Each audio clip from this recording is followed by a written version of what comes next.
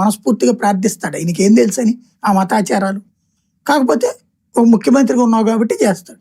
అతను క్రిస్టియన్, అతను గుడికి వెళ్ళాడు, పూజించాడు. ఏమి నష్టం ఉంటుంది అందులో? గుడికి వెళ్ళి పూజించకపోతే తప్పు, కానీ పూజిస్తే తప్పు కాదు కదా. ఎందుకంటే వీళ్ళ భయం ఏంటంటే తిరుమల లడ్డు ఇష్యూని అడ్డుపెట్టి ఫస్ట్ చేయాలనుకున్నది, తర్వాత రివర్స్ అయింది. తర్వాత అందుకని దాని మీద నోరు మెదపద్దు అన్నారు. కానీ ఇప్పుడు కూడా అప్పుడప్పుడు మీటింగ్లు అప్పుడు నేను తిరుపతి ప్రతిష్ఠ కాపాడతా, తిరుపతి ప్రతిష్ఠ కాపాడతా. ఎవరు ప్రతిష్ఠ? నువ్వు కాపాడేది. తిరుపతి ప్రతిష్ఠ ఆల్రెడీ ఉంది, కాపాడేదే ఉంది అందులో. ఇంకా ఆ నాశనం చేసింది మనం. లేని ప్రజలకి అనవసరమైనటువంటి అనుమానాలు సృష్టించింది మనం. మనమే అనుమానాలు సృష్టించి మనమే కాపాడేసామని మనమే చెప్తున్నాం. పైగా ఇప్పుడు ఈ అంశంలో ఈ విధంగా మాట్లాడుతూ ఉండటం అంటే ఏంటి?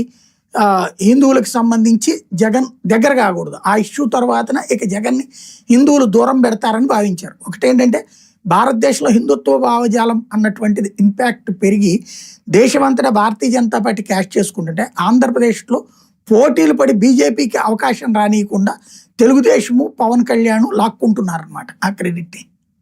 అది ఇక్కడ కీ పాయింట్. అందులో భాగం ఈ మాటలు. సడన్ గా మాజీ ముఖ్యమంత్రి గారు కూడా ఎందుకు ఈ పూజల మీద డైవర్ట్ అయ్యారు? దసరా టైంలో కనీసం ఇంద్రకీలాద్రి మీదకి వెళ్ళి పూజలు చేయలేని వ్యక్తి ఇప్పుడు సడన్ గా ఎందుకు ఈ పూజలు, ఈ పునస్కారాలు? వాళ్ళ ఊళ్ళో గుడి కట్టారు, ఆ గుడి ఇప్పుడు ఇనాగరేషన్ కి రమ్మన్నారు, వెళ్ళాడు. ఈయన కట్టి